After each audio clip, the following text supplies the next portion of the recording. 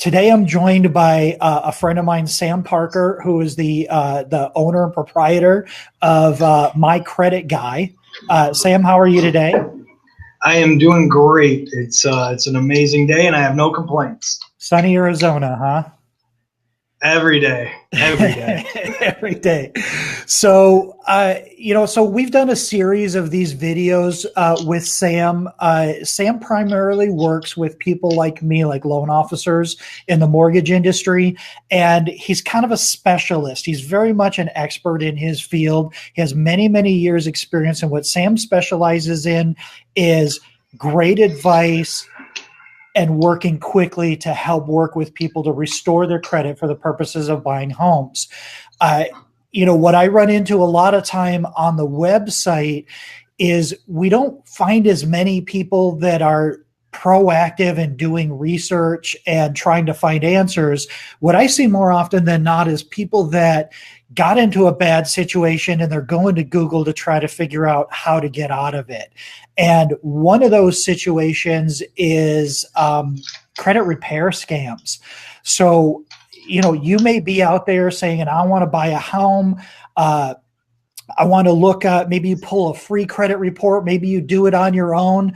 A lot of times I even see loan officers giving referrals to what I consider credit repair scams. I don't know if they're actually illegal, but I think at the very least, a lot of them are unethical to a very, very high degree, just because they're more concerned about taking your money for the longest period of time and making you tread water than they are actually helping you. So, Sam, I wanted to get you in here because you're one of the most professional people I know. You're absolutely an expert in your field, and I consider you. I hold you up as the way it should be done, and everybody else I call a scam. So again, I don't want to be sued. I'm not saying anybody's doing anything illegal, but I can tell you there is a lot of really bad advice being given out there. What do you see under the pretense of a credit repair scam? What kind of things do you see out there? Because I'm sure you're picking up other people's problems after they've gone through these other situations. What are common bad situations to get in out there? Yeah. And unfortunately, you're right. I mean, my industry doesn't have the best name. And unfortunately, it's because my industry has earned that reputation. There is some misconception out there, but there's also been an awful lot of abuse that have done this. So let me kind of start from the beginning, okay? We have to play by a set of the rules that's called the Credit Repair Organization Act. It's a federal mandate that says a couple of things, and it really boils down to only a couple of really big rules that, and I mean, it's a long document, don't get me wrong, there's different things, but really at the end of the day, you're supposed to not charge upfront fees for credit restoration services, and you're not supposed to make false claims in terms of what you can do, what a client should do, what your service is able to provide. So basically, you're not supposed to, hey, we can get everything removed for you, no problem, right?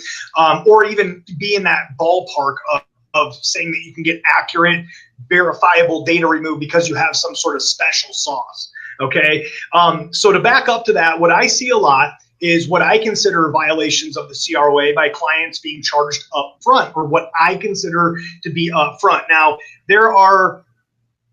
there's ways to hide behind semantics, to hide behind, Okay. Well, technically we don't charge until day 3, and technically our service is to put your file together in our office.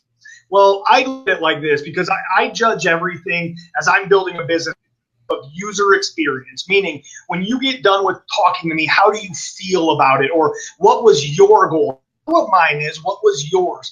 And no client signs up with a credit repair company to have a file put together in a credit repair office. That's not what they're signing up for. They're signing up for improvement of their credit profile or to reach a certain goal, right? Yeah. And so the way, and again, I only reference the way that we do things because I truly believe, and I we do things the right way to benefit all parties involved, especially the consumer. So we don't charge until the 30th day of service. Now, most credit repair companies don't work like that. They charge something, an enrollment fee, a setup fee, a paperwork filing fee, something much sooner than that, either at the time of enrollment or just a few days after. So I don't charge but until but it's not illegal because they're like you said, semantics. They're naming the fee something. That's not a credit repair fee. That's a file initiation fee, or that's a setup fee, right, or an admin fee, or something right, like that. But the reality is, right, it's a junk fee. Yeah, I believe so. Now, can we get into the whole argument of, well, the clients I'm dealing with have a track record of not paying for services when credit is extended to them? We could get into that argument, but that means we need to go and get the laws changed. It doesn't mean that we get to make up our own.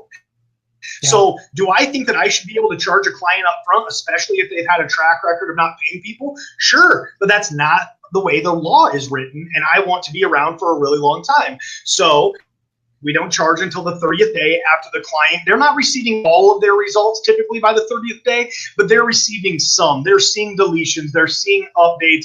They're seeing that we are communicating on their behalf and that things are changing because of that. So we're providing, not only that, but by that time, they've also received credit education help from us. They've received budgeting. They've probably been instructed on how to open up positive trade lines and how to maintain those. So they just get a lot of service before they're charged. And that's the way I believe that we should do it in this industry. But obviously, there's a lot of credit repair companies that disagree with me because most of their contracts aren't like that.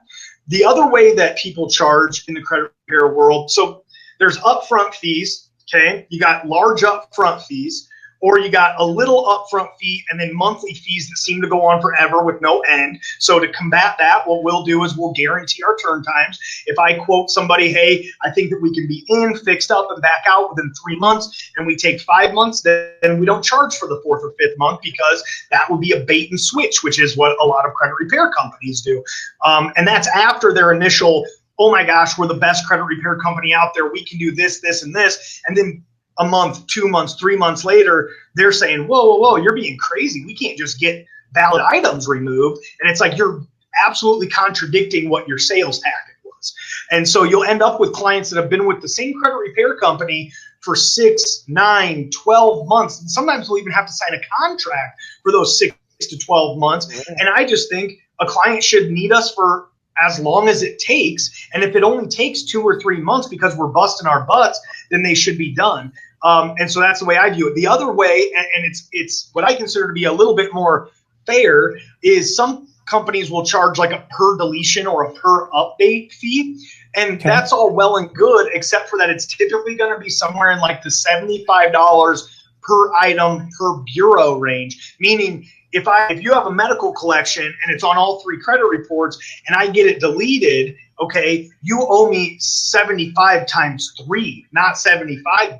So it's not uncommon for me to get 10 deletions for a client, meaning 10 items. So technically 30 items if they were on all 3 credit bureaus times $75. Oh my gosh. So now our client's worst fear is that they're going to get great results because that means they're going to owe me $2,000, $3,000, $4,000. So again, I'm not trying to sit up here and judge, but I do believe that we've nestled into that niche where everybody can benefit. It's affordable and they're getting the home loan and we get paid. Yeah, I should get paid for what I do. I'm not going to do it for free, but I don't need your firstborn by any means either. So you said something that was really important, and we had covered this in a different interview that we had done. And you said that, oh man, I just lost my train of thought. So when we're talking about identifying a credit repair, like a credit repair scam, or I'm going to call them scams, screw it. So sure. credit repair scams, you talked about, yeah, these companies that charge by the deletion, but we had talked in a different video about maximizing your credit scores. You don't necessarily want to delete collections and charge-offs and things like that off your credit report, especially not if time is of the essence. So could a company come in and say, say, oh, we're going to charge you to remove all of these things, and yeah, it's going to fix you. It'll make your credit look better 12 months from now, but they're not necessarily understanding what the goal of the credit repair is, and is it okay if your credit is not good for that small period of time, or what have you. And another thing that I'm thinking here is, because you and I have talked about this a lot, part of your service is you'll typically do a review of the credit, and you'll determine up front whether or not you think there's something you can do, because you can't help everybody. Right. We will never take a client on. We will refuse probably about 40% of the clients that come to us. Refuse is kind of harsh. We will give them free advice and marching orders that they can don't need to on their own, hire. or exactly. And so we'll sort through them, because I don't charge up front. And so if you haven't seen any movement, now contractually you're supposed to pay me on the 30th day, but A, you're not going to want to pay me if I haven't, done anything for you. And B, the way that we work is on rolls, meaning if Scott sends me a deal and I hurt somebody or screw them over or do something scammy to them, I'm not going to get any more deals from them. It's just bad business. And that's just a pure business standpoint why we wouldn't do it. Plus, I love sleeping at night. I love not having anxiety. And the way that you do that is you just treat everybody that you come across in this life, whether it's business or personal, the way that you would want to be treated and the way that you would want your sister or your mother to be treated. So that's one thing that we keep in mind, is that every single person that we talk to is somebody's something. And so we will only sign somebody up if we are confident that we can help them achieve the goal that they're coming to us for, not just now I'm going to be able to say, well, we did get one deletion for you, but your scores only went up 8 points, but technically you owe me the money now. That's not what we're going for. It's just, we like to help people, and that's not helping anybody if you're signing them up under false pretenses. Well, I think it speaks volumes about who you are and what your company stands for, just based on your business model. You could go consumer direct on this, and then you would be competing with all of the companies that I consider to be credit repair scams. They're large telemarketing rooms, and they're just punching numbers into computers, and they don't necessarily care about you as an individual. They care about meeting their sales numbers and their sales volume. And I think, Sam, you and I have a similar challenges, that the companies that treat consumers the absolute worst are the ones that everybody knows, because they have the most money to spend on marketing and advertising and TV commercials and billboards and things like that. And if you're just contacting, for me, there is a distinction between a credit repair company and what you do, which is credit restoration. And you are not necessarily, well, I mean, I guess it is semantics, but restoration is really, it's more about helping you now and helping you into the future when you're doing business with somebody like you. How would you describe credit restoration that you do for a client? Yeah. So, in the end, the way that I would describe it is that when you leave my service, you will never be back in the situation that you were when you came to me. But what credit repair companies in general do is it's kind of a dispute factory. They get you in, they throw a bunch of stuff at the wall and hope that it sticks. There's no personal connection. There's no budgeting. So the behavior never changes. Where what we're doing is we're trying to make a true overall financial restoration of somebody where once they're done with us, their life is better. They're empowered with the knowledge and the habits that they need to maintain this new great credit score that we've helped them get. But it would be like having somebody come in to a gym, have them blindfold themselves, you hook them up to machines, they walk out skinny, but they don't know how and they don't know why. And they've never been taught diet or exercise or any. You just gave them a magic pill, and within 2 months they're back to the weight that they were at, because we never empowered them with the knowledge. Because all we had was with these companies, they just have a dispute mill. They're not doing the education. They're not doing, the behind the scenes work that it really takes. And then, on top of that, so you got your telemarketing companies like what you're talking about. And now you're even getting into network marketing companies where somebody who had a 470 credit score yesterday signs up for something with their cousin who is now calling themselves a credit repair expert. And now that 470 is also calling themselves a credit repair expert. And so every client that signs up is also being encouraged to be a rep, which means that they're going out there and going from a very low knowledge to now identifying themselves as an expert. And just by signing up for my package, now you're an expert too. And that gets away from, in my opinion, what credit restoration should be. And that's looking out for the well-being of somebody to make their life better. Yes, they made mistakes. Yes, they did something wrong on their credit, but with education and empowerment and helping them get some things straightened out, they can live a totally different life. Because you and I both know that living life at a 580 is much different than living life at a 720 or an 820. It's just two totally different life experiences, two totally different sets of opportunity. It's living in a small apartment to living in a nice house for your family. It's just some very clear differences. And when you don't care about any of that, I believe that you're in it for the wrong reasons. So that's just me up on my pulpit being judgmental. But I've been in this industry for 15 years. I've seen it done wrong. I've seen it done what I consider the right way. And I've seen the clients, the way that their lives are after both. And one is just totally different than the other. Yeah. I mean, is there a quick and easy way for somebody to identify if they're going down the wrong path with a credit repair? I mean, are there telltale signs? Like you said, if they charge within 72 hours, that's probably not necessarily a telltale sign, or is that practice indicative with, I guess you would call them credit mills, right? So they're just factories, and they're just dispute factories. There are companies out there that I don't hate, that do charge within the first couple of days, and they do it sometimes under state law. They say, hey, in this state we're allowed to. But again, I always defer to the federal law. And when I was in Iowa, when I first started in credit repair when I was 19 years old in my very first company, I did charge up front, because under Iowa state law, if you're licensed and bonded, you can charge up front.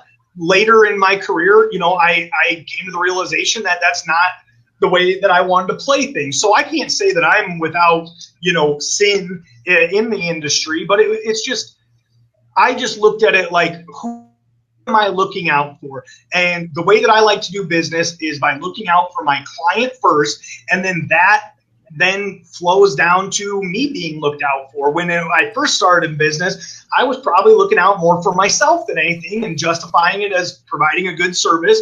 But I want to give every benefit to the client and make sure that we're doing it all the right way. So, I mean, if you're seeing companies that when you get a hold of them, you hear that chatter in the background and it's other people and you can tell that you're talking to a call center, that might be something you want to avoid. If they're trying to charge you before they've done any work, that might be something you want to avoid. If they're telling you every single thing you want to hear, that is definitely something to avoid. If you're saying, well, what about this and this and this? And they're like, no problem. We get stuff like that deleted all the time. Yep, that will most likely come off, or stuff like that. Too good to be true.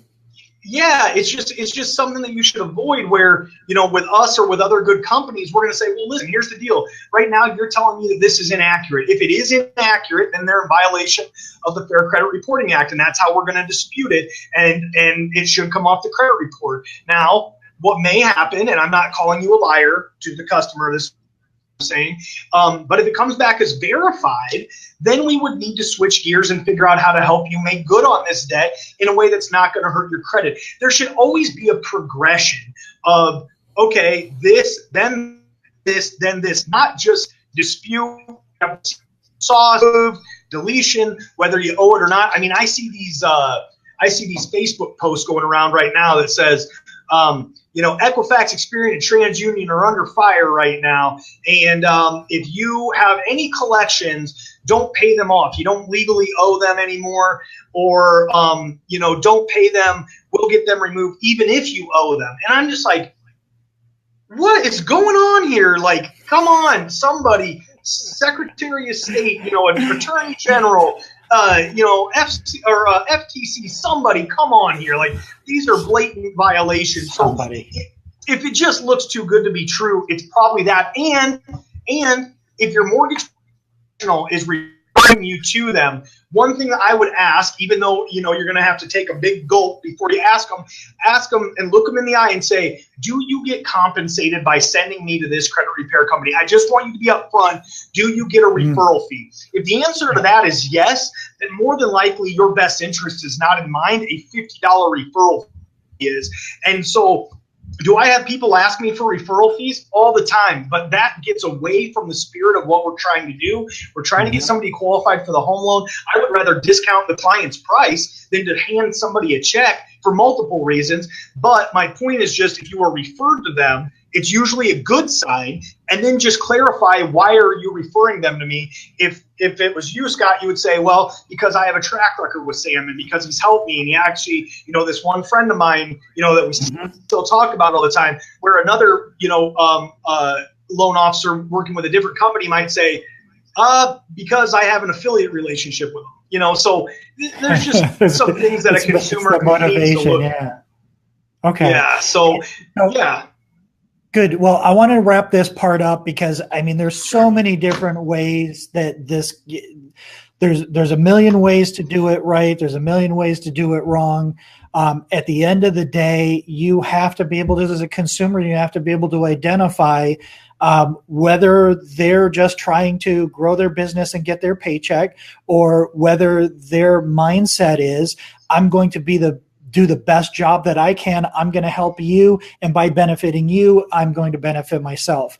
One thing I think that's really important, that's sort of a telltale sign, is you can tell your clients with a certain amount of certainty how long this should take, right? You said your goal is to actually try to get them in and out of the system an average 97 days. That's really good, because that dispute process is like a 30-day response. So that's a couple of rounds of disputes and some, doing some planning there. So that I think that's an indication also of an ethical company, is that they're, not only are you upfront telling them, hey, I'm looking at this and you're one of the 60% of the people that I think I can help, or listen, here's some free things you can just do on your own. Why don't you go ahead and do that? And then if you can help them, you're saying it should take us about this much time. So you're really shaping the battlefield. You're setting their expectations, and you're truly looking out for their best interest. And Sam, that is why I've got you on here, because you're good people, and I appreciate that about you. And I thank you for being here. Again, this is super valuable. If we save one person from credit repair hell, we have done our jobs, and we can sleep good. So Thank you again, Sam. I look forward to these future videos with you, and I will talk to you soon. Thank you. Bye-bye, Scott. All right. Bye.